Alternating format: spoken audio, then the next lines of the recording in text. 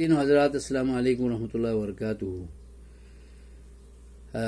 نماز پڑھنے والا جہاں نیت کرتا ہے، نماز شروع کرنے سے پہلے قبلہ رخ ہوتا ہے اور بدن کو پاک رکھتا ہے اور نماز والی جگہ کو پاک رکھتا ہے، قبلہ رخ ہوتا ہے، تو اسی طرح وہ اگلے اسٹیج پر جب آتا ہے تو تکبیر تحریمہ کہے گا، اللہ اکبر کہہ کر ہاتھ کندھے تک یا کانوں کے لو تک اٹھا کر وہ اللہ اکبر کہے گا۔ اس اللہ اکبر کو تکبیر تحریمہ کہتے ہیں۔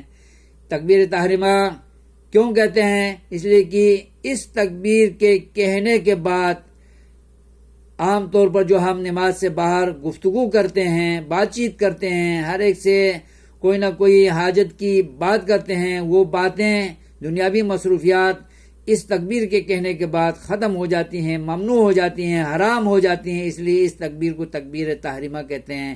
یہ یاد رکھیے، یہ فرض تکبیر ہے۔